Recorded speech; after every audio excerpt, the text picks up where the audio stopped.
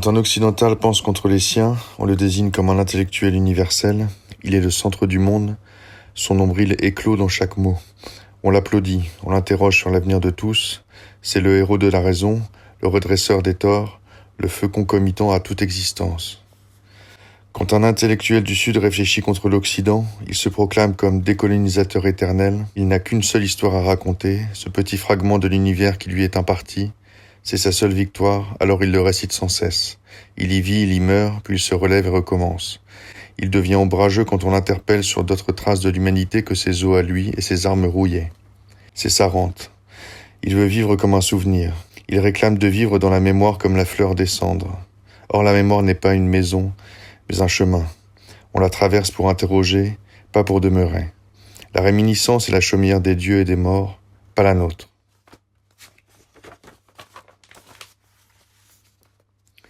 Quand un intellectuel du Sud pense contre soi et contre les siens, on le nomme vite traître.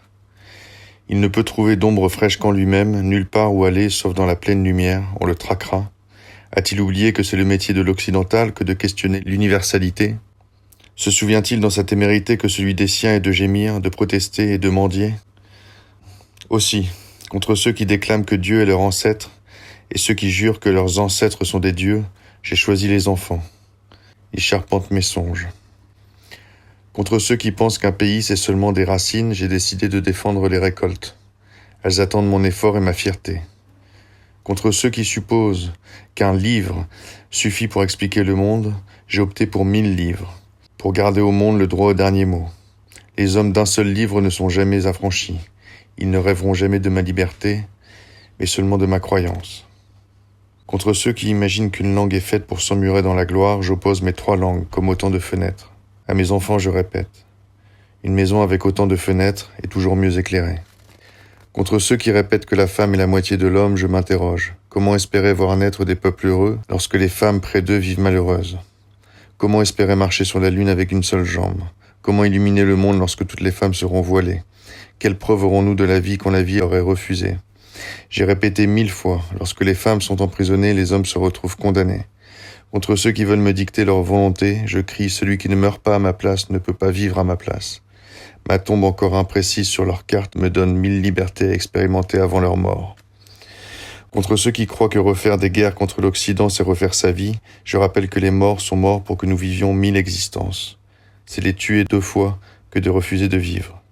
Contre ceux qui déclament que libérer les uns, c'est surtout haïr les autres, je choisis de me libérer de ces faux libérateurs et de m'indigner de toutes les pertes plutôt que d'en faire ma monnaie ou mon excuse. Parmi toutes les croyances, j'opte pour l'interrogation.